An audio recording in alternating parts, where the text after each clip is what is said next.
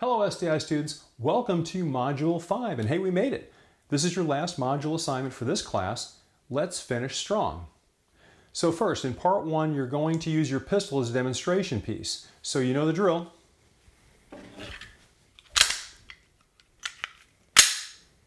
Need I say more? So using this as a demonstration piece, you're going to point out all the parts of the pistol that you're really interested in when you're determining the health of the pistol.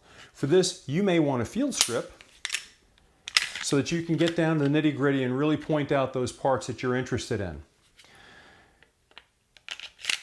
That's part 1. So for part 2, you really don't need this. In part 2, you're going to be talking about 10 learning points from the course. Now keep in mind, you have 10 minutes for this entire thing, so you're going to have to be efficient. Moving on to part 3, you're going to talk about upgrades you want to perform on your pistol. You don't have to use your pistol for part 3, but if you choose to pick it up, and it's an assembled pistol, just clear it again, not a big deal. Now, if this were still in parts, if I had field stripped this for part 1, and this was still a part, and I wanted to, for instance, pick this up and talk about doing a grip reduction or doing stippling, I don't have to clear this. It's not a firearm, this is a firearm part. So, you're going to talk about upgrades in part 3. What upgrades do you want to perform? The material costs, how long it would take, is this something you would offer your customers?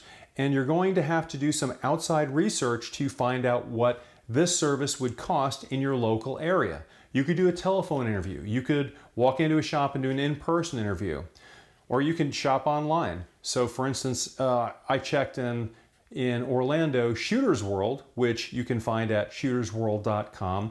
They have a price list, and for stippling, they charge $60. To do a combination stippling and grip reduction would be $175.